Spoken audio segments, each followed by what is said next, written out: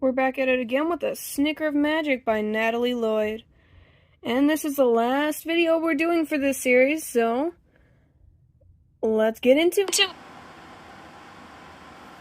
I don't know what you've got planned this early, Felicity Pickle. Aunt Chloe drew on her cigarette. She wheezed a huff of smoke. But I've been awake nearly 24 hours, so this better be worth it. Else I'll be in a bad mood all day long. The sky was still dark and when my family piled in the pickle jalapeno again. Cleo still had curly curls dangling from her hair.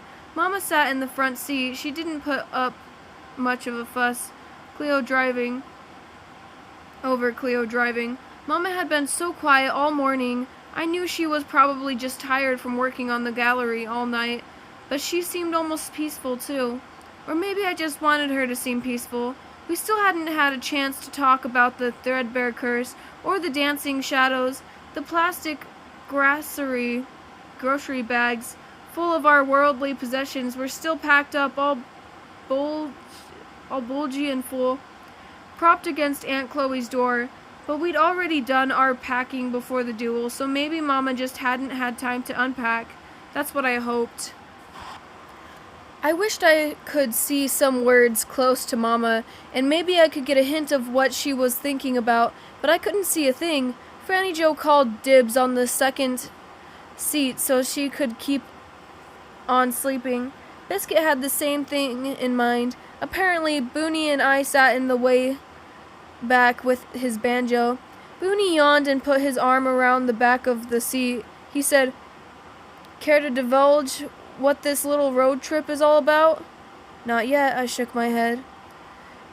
"You'll see when we get there. And when I tell you, you play fair and tender ladies again. Got it?" "Got it." Booney ruffled his hand through his shaggy blonde hair. "But just so you know, no song I play's going to sound good this early." "Why couldn't we play later, after dark? 'Cause I couldn't wait till then," I said. The base of the sky was turning orange and the pale pink. I figured that was the sun's way of yawning and stretching before it puts its hands on the hills and pushes on up into the sky. Mama rolled down her window so we could hear the sound of a mountain morning and wind and bird song and the purr cluck of the pickled jalapeno. "The pickled jalapeno's heart is beating fast this morning," Franny Jo said, yawning. "Felicity must be taking us somewhere good." "I wish Felicity would have waited till sunset," said Booney. "Amen," Cleo coughed. "Not me," Mama sighed. "I'd rather go with the sunrise, and I would have dragged everybody out of bed this early anyways. If Felicity hadn't done it, I can't wait for you to see the gallery." Booney scratched his scruffy jaw. "You figured out what it was missing?" Mama nodded. "I did, I absolutely did. I couldn't see much of her face. It was turned towards the dip-dyed sky. But I could tell by the sound of her voice that she was smiling. Sunrise is a good word to smile over. I don't like how stories always end with folks riding off into a sunset," Mama said. "I've never cared for that. I'd rather ride all the way to the end and see that there's a sunrise still waiting for me. Morning in my eyes, stars at my back." When Cleo swerved the jalapeno into Main Street, the wind carried all sorts of smells through the open windows. The smell of autumn and cool wind and rain. The smell of coffee brewing in somebody's kitchen. Bacon frying on somebody's stove. I never thought there'd be such much to see or hear or smell before the sun came up, but I was wrong. I liked watching Midnight Gulch come awake. Songbirds swooped through the trees. Lights flickered on in the little square windows of houses we passed. Somebody was probably taking a shower and somebody was slapping snooze on their alarm clock, and somebody was making a to-do list for the day. I had one more thing to do. The curse was broken already, but Florentine's burdens were in my arms now. I wanted to lay them down for good, put them someplace where nobody could pick them back up. I can't see much good in carrying regrets around like keepsakes. That's why I didn't just chuck the jar into Cleo's recycle bin. Florentine laid the burdens down. I planned to turn them loose for good. I clutched Florentine's bag tight against my side. Mama must have heard the jar clink because she turned around and her forehead wrinkled. "Why'd you bring that?" she asked. "What'd she keep in that satchel anyway?" "You'll see," I said. Mama shook her blonde hair away from her face. "I don't know if I want to see." Aunt Chloe sneezed, then she cursed. "Cleo!" Mama yelled, but Cleo hollered, "Felicity!" "Ma'am?" She glared at me in the reverse mirror. The skin around her eyes was extra creased and puffy. "Why you bringing them nasty old jars out to the gallery?" "That's what I just asked," Mama said. "Felicity says we'll see." "Oh, mercy," Cleo sighed. "Please tell me those jars don't have anything to do with this." "I don't think so," I said. "Not really. This is more of a symbolic observance." "A what?" "I think it's possibly a snicker of magic." I know I shouldn't have got out of bed for this. Cleo cranked the steering wheel and parked us on 2nd Street near the gallery. Midnight Gulch was still quiet when we climbed out of the van. The sun was rising, reflecting off the puddles in the red road. The whole world looked golden that morning, as if there were a big light inside of Midnight Gulch that nobody could turn out, not even the night. Good magic, I thought, and as I thought it, 3 words fell down from the sky. Pearcut shaped, magic, believe, threadbare. "This is going to be a good day," I whispered. "What are the pickets doing here?" Mama waved. Jonah and his mom were waiting at Abigail Honeycutt's bench. "I don't know what these two are up to," Joel said. "I'm almost afraid to find out." "Not me." Ramblin' Rose came clumping down the sidewalk, her pajamas tucked into her cowboy boots. "I trust these two with all my heart, I sure do." "Felicity," Mama looked down at me with the sort of stare insinuating I might be in trouble. "Why did you get Miss Walker out of bed so early? You better have a good reason." "I do," I said. I slung Florentine's traveling bag down onto the sidewalk. "Trust me." "Whoa," Florentine said as she walked up behind us. I thought she might be wondering what in the world I was doing with her magical jars. But Florentine wasn't looking at me. She was looking at the gallery. I hadn't even looked at Mama's painting yet, but what I saw was even more wonderful than I'd imagined it to be. I know Mama was painting a landscape of Midnight Gulch, the mountains, the river, the tall pine trees that stood all across town, but I didn't know she was painting the people I knew and people I'd never seen, filled up all the land space. "Look at those faces," Florentine sighed. Stepping closer to the wall, she pointed to the painting likeness of Ramblin' Rose, red dress and cowboy boots and silver hair falling in careless clutches around her face. Rosie's smile was spot on perfect. "She even painted the roses on Rose's boots," Jonah laughed. "And there's Oliver and Elvis and Team Pickett." Cleo snorted. "There's Charlie, Sue, Hancock." She nudged me with her elbow. "Bet that's the only picture Charlie Sue's ever shown up in." "And there's you," I said to Florentine. Mama had painted Florentine sitting under a tall apple tree, reading a book. She didn't paint her burdens. "She knows I put those down for good." Florentine glanced down at her 12 traveling bag. "Why are you carrying them around?" Before I could explain, Booney rested his hand on my shoulder. "Did you see how she painted us, Felicity?" He pointed to the corner of the building, and there we were, all of us. "Holy Beth," Cleo said as she stopped over towards our likenesses. "You gave me a different hairstyle." Had she ever... Mama had given Cleo a cooler hairdo than I'd ever seen my aunt actually wear, but she'd captured everything else perfectly. The blue in Cleo's eyes, the kindness in her face. Cleo had a hedgehog quilt wrapped around her shoulders. Booney was beside Chloe, playing his banjo with his head tilted back. She'd painted him exactly right, all the way down to his cowboy boots. Franny Jo was tight against Mama's leg, her eyes big and blue and full of trust and a little bit of mischief, too. Factabulous, Franny Jo. Mama painted herself exactly right, too. Slender and small, with messy paint-streaked hair. She had the beginning of a smile on her face. Mama was good at seeing herself exactly the way she was, no more, no less. And then she'd painted me. I'm kneeling down on the ground, hugging Biscuit close to me, and Biscuit and me both have smiles on our faces. My red hair is falling all around my shoulders. My freckles are extra speckly. I figured out that what was missing from Midnight Gulch, Mama said softly as she walked up beside me. Us.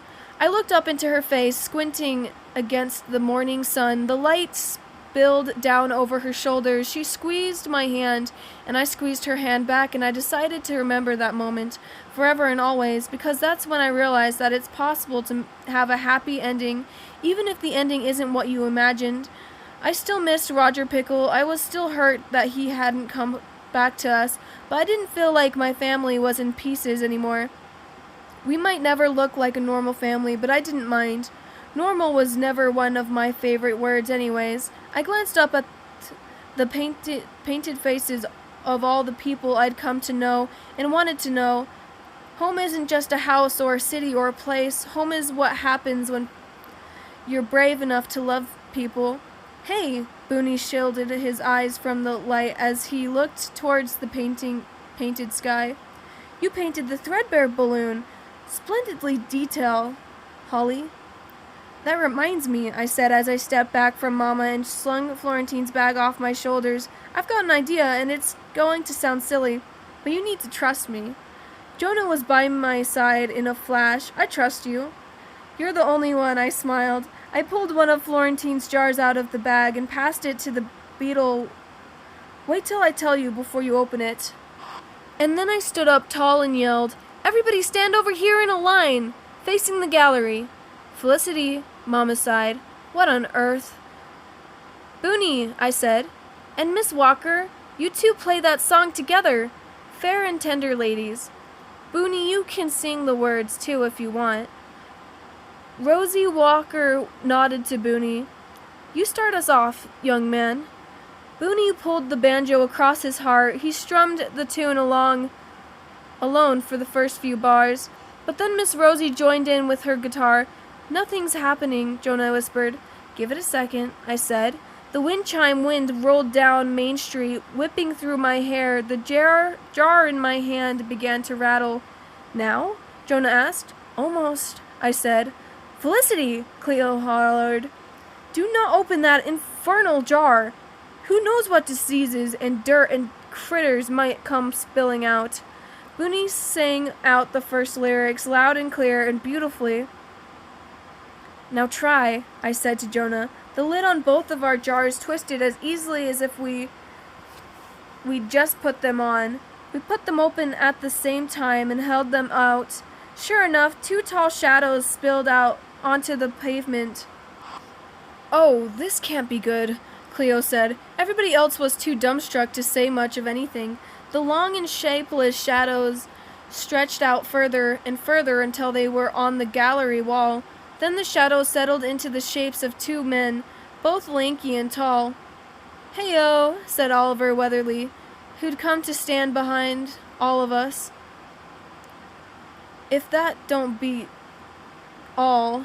As we watched the gallery, the two shadows wandered around in this painting, as though they were looking for something or someone. Finally, the shadows spun around and faced each other. They didn't move for a time, and then one shadow opened up his arms, and the other shadow ran into those arms and held on tight. I suppose there's no way of knowing which shadow belonged to which brother. Those there's no way to tell which shadow reached first. I guess it doesn't matter who reached first, though. What matters is that one of them reached out. What matters is that the other one held on. We watched as the shadows climbed into the painted tree, then jumped up into the hot air balloon my mama had painted. Booney played the music faster. The music sounded happy now, even though the words were still sad. Bittersweet, a ribbon of a word, came drifting off the edge of Rosie's guitar. As Booney and Rosie played, the painted balloon sailed back and forth across the wall. The shadow waved at us. We all waved back. And then the balloon disappeared off the wall completely. We watched its shadow slide across the pavement all the way down Main Street, and then it was gone. We all stared at the sky so long that we startled when Cleo said, "Mercy! Something else is moving up there." "That's Felicity's tattoo," Franny said. Matter-of-factly, "Felicity's what?" Mama yelled. Oliver laughed out loud. There's my bird roosting on your wall. Hope's coming down, y'all." But Oliver was wrong. Instead of coming down, Hope pulled up in a big Greyhound bus, and then the air brake huffed and the bus pulled out again. A tall man in a camouflage uniform was standing on the pavement, a thick duffel sling around his back. Jonah gasped. "Dad?" Jewel looked at her son first. Then she looked back across the street. Then all three of them were moving towards each other, meeting in the middle. I heard the sound of three hearts colliding, a sob, then a ripple of happy laughter, then a whispered hallelujah. The shadows of all three of them, holding on to each other, stretched out on the sidewalk. If I was a shadow catcher like Isabella Thistle, I'd have stolen those shadows just so the Pickets would always remember that day, just so we all would. I caught a sudden movement in the corner of my eye and turned in time to see Florentine running towards the bus. "Hold on!" she yelled. The bus lurched to a stop right at the edge of 2nd Street. "Homeward bound," Florentine yelled, waving her hands in the air. "You're leaving?" I yelled, running up behind her. Florentine motioned to the bus driver to give her a minute. Then she smiled down at me and slung one skinny arm around my shoulders. "I got some things to make right myself." She reached for the golden locket around her neck. I smiled up at her. "You're off to find Waylon?" "I reckon I am." "You don't have to wander anymore either," I told her. "Wherever you go, you can settle down if you want." Florentine nodded like she was considering my words. "I'm going to find Waylon. That's the first thing I'll do. But the truth is, I don't feel cursed to wander, Felicity. I feel blessed to wander, as long as I get somebody I love wandering with me. You might feel that someday, maybe, but I don't blame you for wanting to be here either. We all need a place to start out. Might as well start out at home, right?" She smiled and shook her head as she glanced over at Jonah's family. "Tell that honeybee I said goodbye." Florentine boarded the same bus that had just brought Jonah's dad into town. She waved goodbye from the window, and I waved back. It's so weird how life is so full of moving around, people coming and going, people passing by each other all day long. You never know which person's going to steal your heart. You never know which place is going to steal your soul, settle your soul. All you can do is look and hope and believe. Oliver Weatherly invited us all to his house for Charlie, Sue's chocolate pancakes, and a side of blackberry sunrise. "Can we go home after that?" I asked Mama, and she leaned down and kissed the top of my head and said the most wonderful words. "We are home, Felicity. It was the sweetest day." Epilogue. In the days after the duel, Midnight Gulch became a famous place. Oliver Weatherly paid for a fancy new sign. "Midnight Gulch, Tennessee, a magical place to call home." Mama became the director of a new community arts center. Then she helped Aunt Chloe launch her quality business. Mama even did up the business cards. Cleopatra, Cleopatra, harness, garrison, patch it, mend it, stitch it back together. Hedgehog quilts are all back in demand, so Cleo's a busy woman.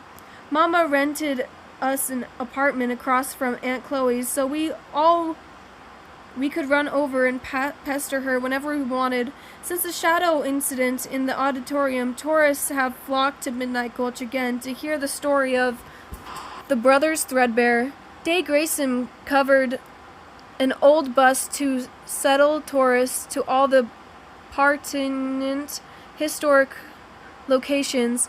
The last stop on the tour is always the gallery. Someday the painted balloon is there. Sometimes the balloon is big, up close, and sometimes the balloon is tiny, hovering up in the corner. Sometimes there is no balloon at all. They repaint it every night when the tourists leave, somebody says. It's a trick, somebody else says with a shrug. It's a pony. Those are just stories, but my favorite response is this. Why can't my town be this way? Because I'm convinced Midnight Gulch can't be the only magical town in the world. I bet there's a snicker of magic in every street, in every old building, every broken heart, every word of a story. Maybe it's a hidden way and you need to look harder for it, or maybe the magic is right there, right in front of you, and all you have to do is believe. Miss Divinity Lawson is humming to a song while she grades our spelling test. She decided to teach class outside today because she wanted us to feel the October sunshine against our skin. The wind is cool and the leaves are red and yellow and rust-colored.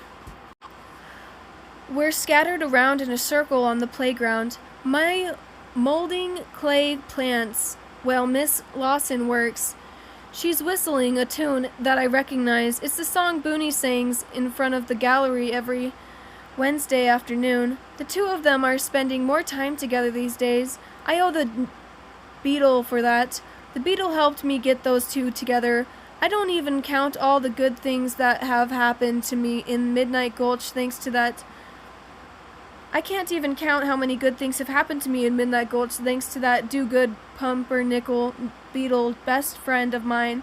Jonah is sitting beside me. He finished his plant a long time ago. The pages of his newspaper are fluttering in the autumn wind. Miss Lawson starts tapping her foot, which every clink de clink I see new words rise up off the dusty ground. Sunshine dress, spinning, lilies blooming, hands hold, hearts fold. The words all float up towards the sky. I decide to capture them all. Every last one of them. I put down the clay plants I've been shaping, and I pick up my blue book to catch a poem. Today I'll wear a dress made of sunlight. I'll spin like the lilies. I'll bloom like the stars. Hands hold. Hearts fold under my thumbprint sky. I pick my plant back up off the ground. I write hope across the clay sea. Felicity, Jonah breathes. I look up, but Jonah's not looking at me. He's looking straight ahead, and his eyes are wide like somebody yelled, "Surprise! Happy birthday!" But it's not Jonah's birthday, and nobody is hollering anything. Nobody's talking at all. They're all looking in the same direction, out towards the tall grass fields rolling into the mountains. The place where Midnight Gulch rolls in onto forever. Do you see it? Jonah whispers. I look just in time to see it coming, the shadow of a hot air balloon drifting slowly down the mountains, over the hills, and across the field where we're sitting. No matter how often we see the shadow, we tremble when it passes over. We will never stop looking for it. Yes, my heart sings out.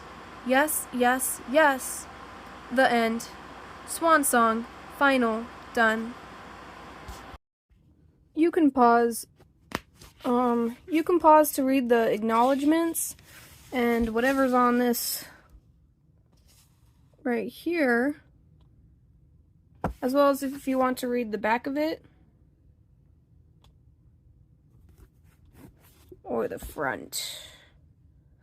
But that concludes this series. Thank you everybody for joining me, and this will be the last time. And this has been the last time. So like, subscribe, do what you do, and I hope you have a lovely day. May all your days be magical. Bye-bye.